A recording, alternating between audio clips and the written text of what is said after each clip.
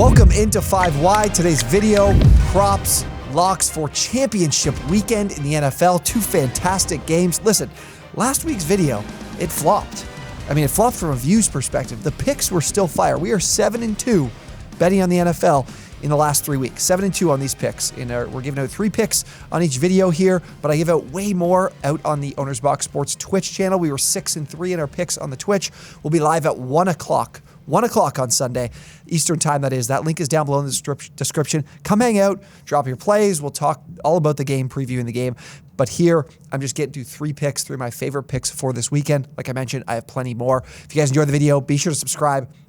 And as well, video is brought to you by BetFred. BetFred actually paid out anyone who bet the Bengals to win the Super Bowl. They already paid you out if you bet it at BetFred. Incredible offer there from them as the official partner of the Bengals. But they're also giving you the best odds available if you do want to bet the Bengals to win the Super Bowl right now, plus 300. If you do sign up and you haven't already, if you bet $50, they're going to give you $111 in free bets. And for the first 4 weeks, you get up to $200 back a week in free bets or in bet credits as well. How that works is any bet that you lose in a given week, you'll get 50% back up to $200 a week. So let's get to the picks. We're starting in San Francisco and Philadelphia.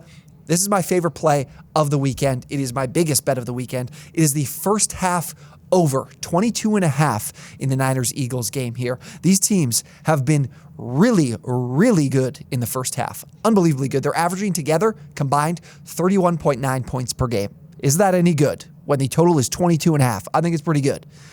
How this works and how these teams are able to score so much early and often, the Eagles, you might think of them as a run-first team, right?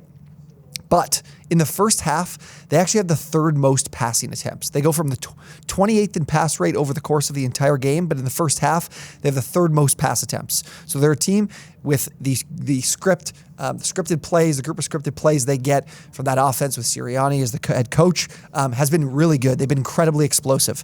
They've been able to have a lot of success. They're third in explosive pass rate in the first half and first in explosive run rate in the first half. They have teams guessing. They hit big plays consistently in the first half, and then they usually milk that lead, close out games in the second half. But this is a 49ers team that I don't think is going to have a problem keeping up here. Everybody's talked about Jordan Davis getting back and being healthy and how this will improve the Eagles' run defense. Since he's returned, they're 29th in EPA per rush. And on the entire season, they're 31st in EPA per rush attempt from their opponents. Their run defense has been a problem this year. I think it will rear an ugly head in this matchup. This is by far the most difficult matchup they've had this entire season.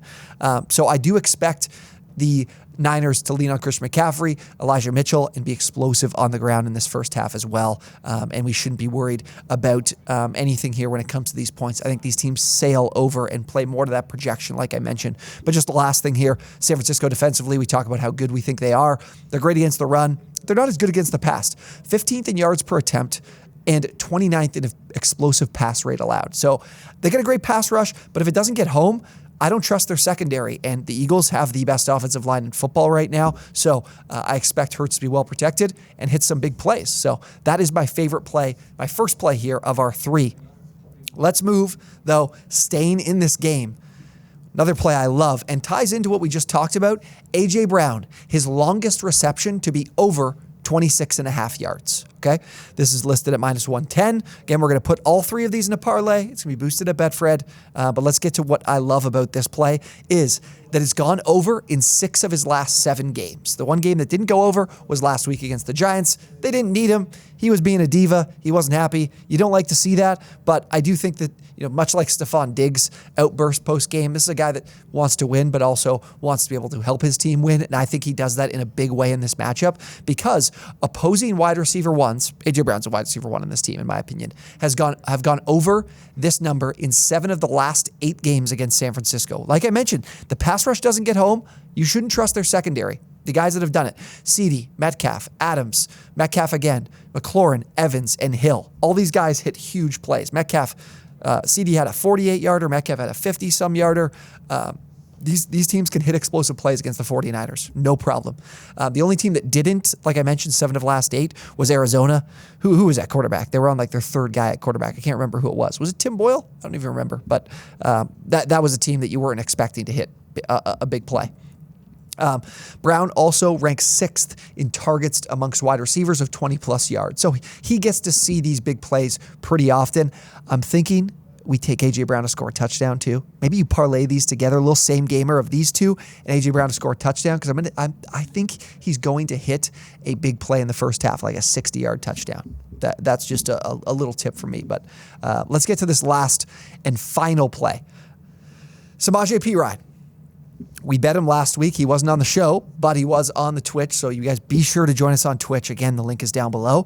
Samaje Perine over 15.5 receiving yards in this matchup against the Chiefs. The Chiefs are a team all season that I've been focused on in player props of attacking running back receptions because Kansas City allows a league-leading 6.6 receptions per game to the running back position, over 40 yards per game to running backs this year.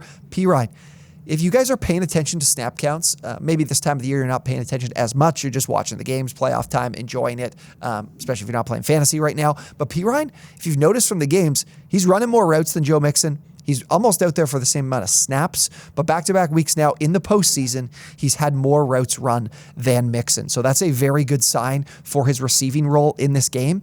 Previous matchup as well, against Kansas City, Perine was the only back. Mixon was hurt. He had 6 receptions for 49 yards, so well clearing 15.5. Cleared it last week. His number got a little bit of a boost here. His receptions as well got a boost, so that's why I'm going to the yards.